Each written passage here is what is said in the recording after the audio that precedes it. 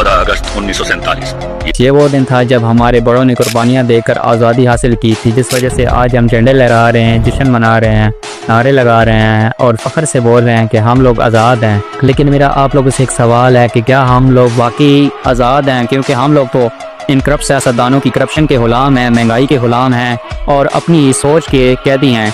हम लोग बोलते हैं इस परचम के साए तले हम एक हैं, लेकिन हम लोग एक दूसरे को काटने को दौड़ते हैं, एक दूसरे को नीचा दिखाने की कोई कसर नहीं छोड़ते, एक दूसरे को गिराने में लगे हुए हैं। हमारा लीडर इमरान खान नियाजी जेल में है और हम लोग बोल रहे हैं कि हम लोग आज़ाद हैं। हम सच बोलने से डरते हैं, हक पर होते हुए भी आवाज़ उठाने से डरते हैं और फिर बोलते हैं कि हम लोग आज़ाद हैं। देखो भाई, ये पाकिस्तान हमारा है, इन करप्ट सियासतदानों का नहीं है। ये सरजमीन हमारी है, ये हमारी इज्जत है, हमारी जिम्मेदारी है कि हम गुलामी की जंजीरों को तोड़ें, हक और बातिल को समझें। क्योंकि असल आज़ादी हमारी उस दिन होगी जिस दिन हमारी ज़बान हक पर बोलते हुए लड़खड़ाएगी नहीं।